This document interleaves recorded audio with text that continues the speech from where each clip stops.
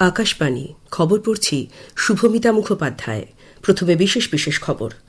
প্রধানমন্ত্রী নরেন্দ্র মোদী বলেছেন, গতকাল কেন্দ্রীয় মন্ত্রিসভায় গৃহীত প্রকল্পগুলি রূপায়িত হলে দেশের অর্থনৈতিক সমৃদ্ধি ও কর্মসংস্থান অনেকটাই বাড়বে। কেন্দ্রীয় স্বরাষ্ট্রমন্ত্রী অমিত শাহ আজ গুজরাটের গান্ধীনগরে দেশের প্রথম ডিজিটাল মুদ্রাভিত্তিক গণবন্টন ব্যবস্থার সূচনা করবেন। শুনানি পর্বের শেষে প্রাথমিক হিসাব অনুযায়ী পশ্চিমবঙ্গের প্রায় 6,61,000 ভোটারের নাম বাদ যেতে পারে বলে নির্বাচন কমিশন জানিয়েছে। বিদেশমন্ত্রী ড এস জয়শঙ্কর মিউনিখ নিরাপত্তা কনফারেন্সে যোগ দিয়ে জানিয়েছেন, পরিবহন এবং বাণিজ্যিক কার্যকলাপ সহজতর করাই ভারত মধ্যপ্রাচ্য ইউরোপ অর্থনৈতিক করিডোরের লক্ষ্য। যথাযথ ভক্তি ও মর্যাদায় আজ দেশ জুড়ে মহাশিবরাত্রি পালিত হচ্ছে। ভারত আজ টি-20 বিশ্বকাপের গ্রুপ পর্বের ম্যাচে চিরপ্রতিদ্বন্দ্বী পাকিস্তানের মুখোমুখি হবে। কলম্বোর প্রেমদাসা স্টেডিয়ামে খেলা শুরু হবে সন্ধ্যে 7টায়। আসছি বিস্তারিত খবরে। প্রধানমন্ত্রী নরেন্দ্র মোদী বলেছেন, দিল্লি, হরিয়ানা, মহারাষ্ট্র ও কর্ণাটকে বহু ট্র্যাকযুক্ত নতুন রেল পরিষেবা চালু হলে রেলের পরিকাঠামো অনেকটাই বাড়বে। এর ফলে সৃষ্টি হবে কর্মসংস্থান। প্রধানমন্ত্রী গতকাল মন্ত্রিসভার বৈঠকে গৃহীত প্রকল্পগুলির প্রসঙ্গে বলতে গিয়ে 167 নম্বর জাতীয় সড়ক চওড়া করার বিষয়েও তাঁর অভিমত ব্যক্ত করেছেন। তিনি মনে করেন, গুড্ডেবেল্লুর থেকে মেহবুবনগর ও হায়দ্রাবাদ থেকে পানাজি অর্থনৈতিক করিডোর নির্মিত হলে অর্থনৈতিক উন্নয়নের পথ আরও সুগম হবে। জীবনযাত্রার গুণমান ও কর্মসংস্থানের জন্য এই প্রকল্প সহায়ক ভূমিকা পালন করবে। শ্রী মোদী এদিন আরও জানান, গোহপুর ও নুমালীগড়ের মধ্যে সংযোগকারী 4 লেনের গ্রিনফিল্ড বা পরিবেশ বান্ধব করিডোরটি দেশের সর্বপ্রথম নদীর তলা দিয়ে নির্মিত রেল ও সড়ক হতে চলেছে। এটি ব্রহ্মপুত্র নদীর তলা দিয়ে যাবে। শ্রী মোদী জানান, এই করিডোরটি আসামের সঙ্গে গোটা উত্তর পূর্ব ভারতের সংযোগ আরও সহজ করে তুলবে। গতকাল মন্ত্রিসভার বৈঠকে নয়ডা সেক্টর 142 থেকে বোটানিক্যাল গার্ডেন পর্যন্ত রাস্তাটিও সম্প্রসারণ করার প্রস্তাব গৃহীত হয়েছে। প্রধানমন্ত্রীর মতে এতে নয়ডার সামগ্রিক উন্নয়ন সম্ভব হবে। ভবিষ্যতে মন্ত্রিসভার বৈঠক সদ্য উদ্বোধন হওয়া সেবা তীর্থেই বসবে বলে তথ্য সম্প্রচার মন্ত্রী অশ্বিনী বৈষ্ণব জানিয়েছেন। নতুন দিল্লিতে গতকাল সাংবাদিকদের তিনি বলেন, সাউথ ব্লকের ঘরগুলিতে স্বাধীনতার পর কয়েকটি গুরুত্বপূর্ণ সিদ্ধান্ত নেওয়া হয়েছে। ডিজিটাল ইন্ডিয়া এবং জিএসটির মতো সংস্কারমূলক উদ্যোগ এবং অপারেশন সিন্দুরের মতো পদক্ষেপের সাক্ষী হল এই ব্লক। মন্ত্রিসভা নয়ডা সেক্টর 142 থেকে বোটানিক্যাল গার্ডেন পর্যন্ত 11.56 কিলোমিটার সম্প্রসারণের প্রস্তাবও অনুমোদন করেছে।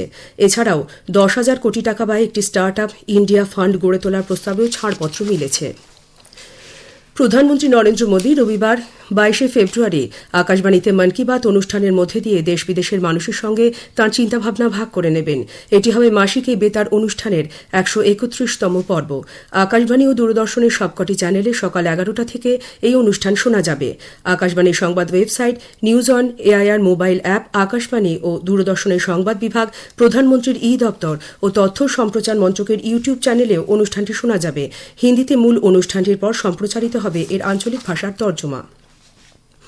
কেন্দ্রীয় স্বরাষ্ট্রমন্ত্রী অমিত শাহ আজ গুজরাটের গান্ধীনগরের মহাত্মা মন্দিরে দেশের প্রথম সেন্ট্রাল ব্যাংক ডিজিটাল মুদ্রাভিত্তিক গণবন্টন ব্যবস্থা চালু করবেন।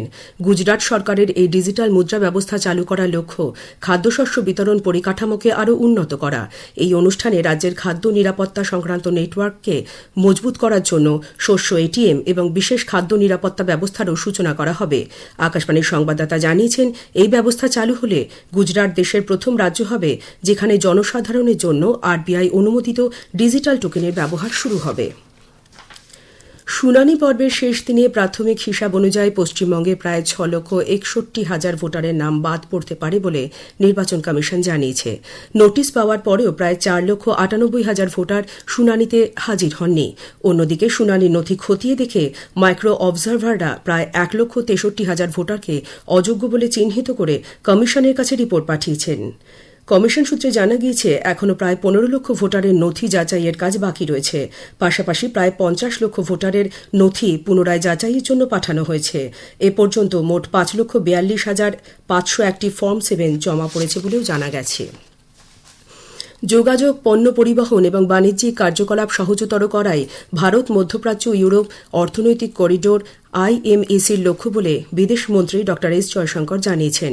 মিউনিক নিরাপত্তা কনফারেন্সে যোগ দিয়ে তিনি বলেন, বর্তমান ভূ রাজনৈতিক পরিস্থিতি এবং উদ্ভূত বিভিন্ন চ্যালেঞ্জের প্রেক্ষিতে রাষ্ট্রসংঘের সংস্কার অত্যন্ত জরুরি হয়ে উঠেছে। বিশ্ব বর্তমানে বৃহত্তর বহুপাক্ষিকতার পথে এগিয়ে চলেছে বলে তিনি জানান। world is heading towards greater multipolarity. There will be many more independent or autonomous centers of decision making. Probably the most interesting for many of us is Europe, because we have seen in some ways a sort of a strategic reawakening of Europe in the last few years. বহুপাক্ষিক চাহিদা পূরণে শ্রী জয়শঙ্কর সময়োপযোগী বিদেশ নীতি গ্রহণের উপর গুরুত্ব দিয়েছেন। সোশ্যাল মিডিয়ায় এক পোস্টে ড জয়শঙ্কর এ প্রসঙ্গে ভারত ইইউ মুক্ত বাণিজ্য চুক্তি এফটিএ এবং ভারত মার্কিন যুক্তরাষ্ট্র বাণিজ্য চুক্তির কথা তুলে ধরেন। সম্মেলনের ফাঁকে ড জয়শঙ্কর মার্কিন বিদেশ সচিব মার্কো রুবিও, ফ্রান্সের বিদেশমন্ত্রী জো নোয়েল ব্যারো, জাপানের বিদেশমন্ত্রী তোশিমিৎসু মোটেগি প্রমুখের সঙ্গে সাক্ষাৎ করেন। কেন্দ্রীয় অর্থমন্ত্রী নির্মলা সীতারামন জানিয়েছেন, জলবায়ু পরিবর্তনের ফলে উদ্ভূত সমস্যার সমাধানে ভারত দায়বদ্ধ। দেশের মোট অভ্যন্তরীণ উৎপাদনের প্রায় 5.6% এই ক্ষেত্রে ব্যয় করা হচ্ছে। জার্মানির মিউনিখে বিশ্ব উষ্ণায়নের আবহে জলবায়ু নিরাপত্তা সংক্রান্ত এক আলোচনা সভায় তিনি বলেন, ভারত 6 বছর আগে সংশ্লিষ্ট ক্ষেত্রে ব্যয় করত 3.7%। জলবায়ু পরিবর্তনজনিত সমস্যার সমাধানে যে দেশগুলি কম কার্বন নিঃসরণ করে সেগুলির সঙ্গে বেশি কার্বন নিঃসরণ করে যে দেশগুলি, তাদের মতো সমপরিমাণ আর্থিক দায়ভার চাপানো উচিত নয়। মন্ত্রী আরও জানান, পুনর্নবীকরণযোগ্য জ্বালানি ক্ষেত্রে ভারত তার অঙ্গীকারের 2/3 ইতিমধ্যেই পালন করেছে। India has increased its commitment to the climate action. We were at 3.7% of our GDP 6 years ago spending on climate action, but today we are somewhere close to 5.6%. So more than doubled in a matter of 6 years. We've put money to achieve the targets or the nationally determined commitments. এই খবর শুনছেন আকাশবাণী থেকে। আমাদের সংবাদ শোনা যাবে YouTube channel Akashvani সংবাদ Bangla, Facebook ও Instagram Akashvani সংবাদ কলকাতা এবং এক্স হ্যান্ডেল AIR নিউজ কলকাতাতে। যথাযথ ভক্তি ও মর্যাদায় আজ দেশ জুড়ে মহাশিবরাত্রি পালিত হচ্ছে।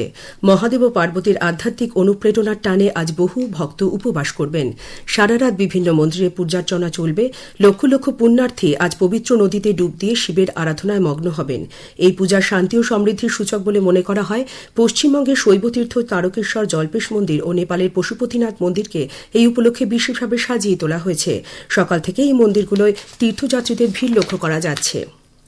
ভবিষ্যতে রেলের সাধারণ কোচগুলিও প্রথম শ্রেণীর কোচের মতোই পরিচ্ছন্ন রাখা হবে বলে রেলমন্ত্রী অশ্বিনী বৈষ্ণব জানিয়েছেন। নতুন দিল্লিতে আজ রেল সংস্কার নিয়ে এক সাংবাদিক সম্মেলনে তিনি বলেন, গতকাল রেল সংস্কার নিয়ে এক সাংবাদিক সম্মেলনে তিনি বলেন, প্রাথমিকভাবে 6 মাসের মধ্যে 80টি দূরপাল্লার ট্রেনকে এজন্য নির্বাচিত করা হবে। এই ট্রেনগুলিতে পর্যাপ্ত কর্মী রাখা হবে, যারা 1 থেকে 1.5 ঘণ্টার ব্যবধানে ট্রেনের কামরা শৌচাগার পরিষ্কার করবেন।